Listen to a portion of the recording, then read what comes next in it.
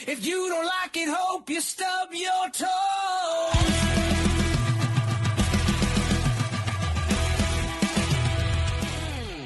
Guys, welcome to Fun and Bummer. Insert catchphrase here. My name's Theron, and unfortunately, Fun couldn't be with us today. He came down with a sudden case of death, and he'll be back next week probably. But today we're going to be talking about my favorite movie. And that, of course, is King Arthur and the Legend of the Sword. We haven't done it yet, but you'll see a pattern emerge with me when we do our MCU ranking video or podcast. I'm a really big fan of action. Like, if the action's good, I'm all in. Like, a movie could be horrible, and I would, if the action's good, a great movie in my opinion. Like Pacific Rim, that is not a good movie. And everyone will tell you, I mean, no one will tell you it's a masterpiece, but the action is phenomenal and people love it. And that's just the type of person I am. Like, with watching a drama series, it has to be amazingly good, like The Sopranos. It just has to be a really good drama for me to be able to enjoy it, basically. This will probably also mostly the reason that I wasn't a big fan of Nosferatu, the first movie that we reviewed, just because I was so bored. I need action. Okay, let's get right into it. First off, I'd like to address the elephant in the room. I know it's not a well-reviewed movie, and that's fine, I understand. But it's just, we'll get into why it's my favorite movie of all time. So I guess we'll start with the obligatory no spoilers. But I mean, if you haven't seen it by now, you're probably never going to see it. It's definitely not something that's in the zeitgeist. It's just like, it's not talked about very often. But for non-spoilers, I would say it's a very interesting take on the story of King Arthur, and dare I say, better take than the original story. It's almost like a sci-fi fantasy. It's very over the top, but it's really funny because they, like, throughout the movie they refer to, like, real history, like Londinium, which is what, you know, it was London's original name, and things of that nature. Like, they refer to people, like actual families that existed and all that. But it's very good. The action's good, obviously, because that's why I love it so much.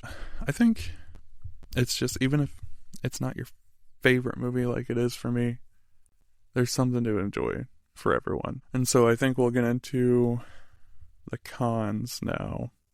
So this is where the spoiler alert comes in, right here. Alright? You've been warned about this movie that's over, I think, 6 years old. So, sorry. So for the first con, I'm gonna say, I'm under no illusion that this movie has flaws, okay? I get it. Everyone has to be able to look at something they love objectively, and just because it's my favorite movie doesn't mean I think it's the best movie ever made. That's an important distinction. Like, personally I think Stairway to Heaven is the best song ever made, but it is definitely not my favorite song. Another con, the movie tends to shy away from the extreme violence. Like, whenever a sword's about to hit someone, it tends to cut away, or it's like everything's implied. There's no actual, like, impact. That's my big problem with it, is that, you know, when someone's about to die, it, like, just completely takes away the impact of it when you cut away from it at the very last second. So that's a big flaw in my book. I understand why they do it. They don't want to make the rating too high. Like, they do it to keep the rating low. It makes sense. But at one point he literally says, like, do your fucking job. So I don't think you have to worry about the rating being below a PG-13. I mean, in Lord of the Rings, which is PG-13, they have people lobbing heads over city walls, and, you know, it's just not, I'm not a fan of that. Another con, I'm a huge history nerd, as well as a science nerd. Science doesn't really have anything to do with this. There's magic and stuff in the movie. When you get there, you just gotta throw the logic out the window when it comes to science, at least. You know, and what is magic? But science that hasn't been proven yet, honestly. But being the historical nerd that I am, the armor in this movie drives me up a freaking wall. I was watching my wife in preparation for this. I was watching it with my wife in preparation for this review, and they have the chainmail. You're gonna have to deal with this from me, because it's gonna happen a lot. Chainmail is supposed to hug your neck, right? It's supposed to be tucked up in front of your chin, because if it's just dangling under your chin, what's gonna happen? You're gonna get a sword that slips through and cuts your throat. Chainmail is there to protect you. It's here to protect your vital organs and areas, and your neck is literally your most vital area, so it's important for it to be safe, right? But they just have it hanging, you know, halfway down the neck. You can see their Adam's apple. They have the chainmail is sitting on their shoulders, like it's a mask. It's just sitting on top of their armor. It doesn't make any sense. It's like, it doesn't even look cool. Like, I get changing things to look cool, but it doesn't even look cool. It just looks goofy when they're running around and their chainmail's flopping on their chest and shoulders. And you know, I don't know a whole lot about medieval armor. I know about chainmail because that's like the thing that saves your life more than anything else before you get to plate armor, at least. And then another con, they reused quite a few shots. There's 2 instances that I saw that they were the exact same shot was reused, but it's just like flipped backwards. Like, that's how they try to, I mean, I've seen this movie so many times that I notice it. Maybe if you're watching it for the first time you wouldn't, but I noticed it. I noticed it on my first time watching. So, you know, it's not, especially the second time when it happens, they're very close to each other. Like, it's the shot, and then a few things happen, and then it's the shot again, but backwards. It's not good movie making, honestly. But like I said, it's not a perfect movie. You know, you're surprised I have so many cons for this movie. That's supposedly my favorite, right? The next con, there's even more, believe it or not. The next con is the whole movie. They're bringing up, oh, you're such a legend, King Arthur. Or, sorry, he's not King Arthur yet. You're such a legend, Arthur. Like, everyone's talking about you. Not once do they actually show them, like, talking about him. It's always like, oh, you're such a legend. So they say. You know, it's nice. You know, show don't tell, is what I always say with storytelling. And in fact, one of my pros is how this movie does that very well, but this specific thing they don't show at all. And then the final con. This one isn't anything about the quality of the movie making. It's just this female mage. I don't know if she's a love interest or what, but she's just, this voice she's putting on, I know this is not her real voice. This voice she's putting on is so freaking goofy, and it just sounds like, I don't know if she's trying to do a British accent, but it sounds so bad. It's wild. If this is her British accent, she needs to fire her dialect coach immediately. And yeah, I think that's the end of my cons. And I got a lot of pros. I'm not going to do I'm not going to talk about everything in this movie, because obviously there's a lot that happens. It's a 2-hour movie. I'm just going to talk about the stuff that I liked about it. And then you can watch it. You can agree or disagree. As with all our reviews. Like I said, it's almost like a sci-fi fantasy take. And obviously, it doesn't wear a facade like it's a super serious retelling of the story, like where they try to stay genuine. It's like, it starts off well aware that it is not, the story you grew up with, Roose Bolton is in it. I don't know the actor's name. I didn't look up the actor names, but that's always a win in my book. There's Littlefinger's in it too, and guess what? He's got a goofy ass name in this movie too. But he actually does. I'm not to say he doesn't do things in Game of Thrones, but he actually does. He's a really good archer in this movie. And he's actually one of the big plot points, which is always nice. As far as I can tell, those are the only 2 Game of Thrones actors in this movie, but it's just something I like to point out. As I was saying earlier, with the unspoken show don't tell, just the one instance is where they're bad at it. The rest of the time, the rest of the movie, it's amazing. This one's pretty elementary, but you see at the very start of the movie, they have these lit skyscraper-sized elephants walking in, and it makes sure to show that his eyes are, it just shows his eyes. And maybe without any context, you would just be like, oh, that's a cool shot of an elephant's eye, But then it shows Mordred, and his eyes are the exact same. And then when Mordred is slain, the eyes of the elephant change, right?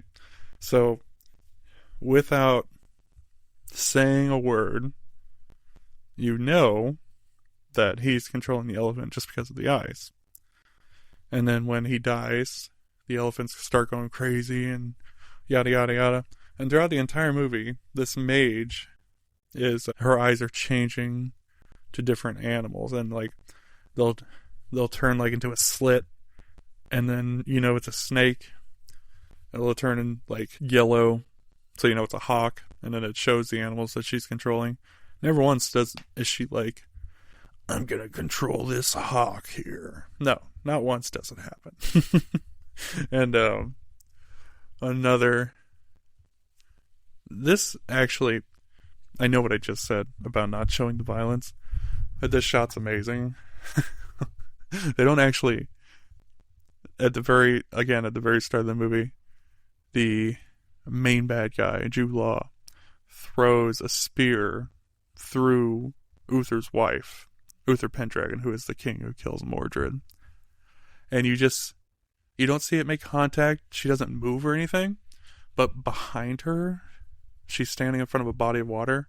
You can see this V, from where the spear is flying over the water, and that's how you know it hit her, right? They didn't have to show it. I know this is so contradictory to what I literally just said a few minutes ago, but that was a good use of it. I'm just saying. And then right after his mom dies, the King Arthur logo pops up, And I just love so much that the I in King and the T in Arthur make a sword. I watched this movie many times. This is literally widowy the first time I noticed it. And it's just it's those little details. This whole movie is a masterclass in atmosphere and cinematography. It is just they're even like when they get cheap, there's a scene near the end of the movie where it's a full CGI fight scene. Even that is like so stylistic and cool that it doesn't like take me out of it or anything. I even says to my wife, it would have been cool if they could have done like the whole movie in this style, because it's like a better Beowulf. I'm sure we've all seen that horrible movie in high school and whatnot, where it's fully CGI and it's just not good. I don't like the movie. Maybe we'll talk about it one day. Probably not. But like I says, it's I cannot explain to you how good the atmosphere and the cinematography is. You have to see it with your own eyeballs. It's really something else. Also, here we come with another big plus, the score. I mean, this is one of my favorite scores of all time. With my favorite song in this whole movie is called Grown Up Londinium, and it's the first montage. This movie makes use of lots of montages to, like, the passage of time and stuff like that. It has to go through a lot of time, but it's the first one, and it shows him growing up basically, and it's got this amazing score in the background. It's just so good. It's just such a good score, the whole thing. And like when he talks to the Lady of the Lake near the end of the movie, that's like the whole third act of this movie is just the best third act I've ever seen in my entire life. You really just can't beat it. You can't beat it. And another detail I loved that nobody does. And David Cho, he said this on a certain person's podcast. But when there's war, there's graffiti. This movie, they put an emphasis on the graffiti. Like, this is something that movies never, ever show or talk about. I mean, it is, it's just like a detail that would be so easy to just not include, and no one would even really care, because no one shows graffiti. No one ever shows graffiti in, like, especially medieval times, but there's always been graffiti. There's always been people that are caught up in a war they don't want, that need to express themselves, That doesn't change just because their situation changes. Like, their situation is different. They're in ye olde times, Everyone needs a chance to express themselves. That's how people have done it for thousands of years. Ancient Rome had graffiti. I mean, you could probably be killed for that in ancient Rome, actually, especially if it was slander. But, yeah, I just think it's a great detail. Another great detail is every single time he feels he two-hands the sword, he double-fists the sword. It's like you feel like the intensity that he does. You feel the rush. You feel it, and like the impact of all of his attacks when he has the sword, Excalibur, as it were. It's just the atmosphere is so fantastic. And back to another point that I said for the cons, all the armor is horrible in this movie. I mean, God, just looking at they're called the Black Legs. All of their armor is so gaudy and just impractical to the nth degree. But the peasantry, all the peasants in this movie look great. Like, they look just like they would in medieval times. It's crazy. Like, how can you get the peasantry right, but not, the coolest part of the medieval ages, which was the knighthood. And, and I gotta say, the bad guy, Jude Law, he is just a straight up villain. This guy just can't keep a female family member alive to save his life. And I obviously you like a bad guy that's sympathetic. Everyone likes a Thanos.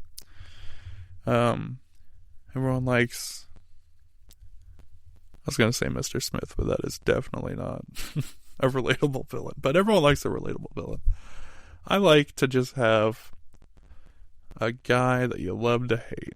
There's no hate to love about him. He's just a prick. He kills the main characters. He kills Arthur's BFF right in front of him, and then he kills his daughter. He kills his wife first, but then he kills his daughter too. And he's just such a prick. And you love to see him get his ass kicked in the final fight. Speaking of the final fight, holy shit! It's one of the best. I mean, the whole third act is the best third act I've ever seen. But this fight, I don't even care if it's a big CGI fight. It's just so perfect. I'm writing a book, and I don't have talking during my fight scenes, just because I'm not a big fan of that whole trope personally. But I think in this one, it's great because he says, "You make the devil make sense," which is one of the hardest lines I've ever heard in my entire life. I don't know if it's from this movie, but it sure is a bar, to be sure. And the music going on and the imagery, they're in a different dimension when they're having this fight, and his flowing fiery cape. I mean, it's just so incredible. And I love it. And then you have this whole scene. This happens before the final fight, obviously. You have this whole scene when they're trying to assassinate the king, but then it's oh no, everything's going wrong. It's a shit show. Obligatory. You can't have a king assassination go well. That's just not how things work. The plan goes up in the air when boots hit the ground. That's how it works in real life too. And just everything goes to shit. And you have this amazing scene where they start running from the Black Legs, and the whole sequence is amazing. The whole sequence is great. It's entertaining and never lets you down. And at the end, when Arthur kills 70 guards single-handedly, he's like, "Okay, we can leave now." And everyone's just like, "Yeah, okay." It's just I'm not gonna argue with the man, And why? How could you? Besides all that, my final thoughts. I says it's definitely a movie worth watching for the same reasons that it basically does everything better that I said Nosferatu did great. I mean, it does all that better. And Nosferatu was a masterclass as well in cinematography and the way you make a movie. But this one had that extra. It had the character growth for Arthur. Had a lot of montages. It used montages to progress time and show you things quickly. They were always good. They always made sense. They always had banger soundtracks. And it's just I don't think I could tell you why it's my favorite movie. I just know when someone says, "Hey, Theron, hey, Bummer, what's your favorite movie?" I says, King Arthur and the Legend of the Sword. And for my money, I'm going to give it a big old, the very first Fun Bummer, 100 out of 100. I think every single thing bad about it is completely overshadowed by everything that makes it great. And I apologize that this episode is going to be so short. I'm not quite as long-winded as my compatriot. I like to get what I have to say out there and do it in an efficient, well, I try at least. I try to get it out there in an efficient manner. Even though I say a lot of ums.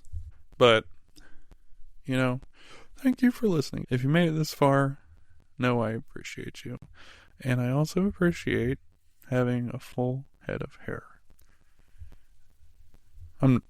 Seriously, guys. Look me up. Look up Theron Busby on Facebook. You can see this mop. This beautiful, beautiful head of hair. I mean, guys, it's... You gotta believe me. I'm serious. I really do have so much hair on my head. Please believe me.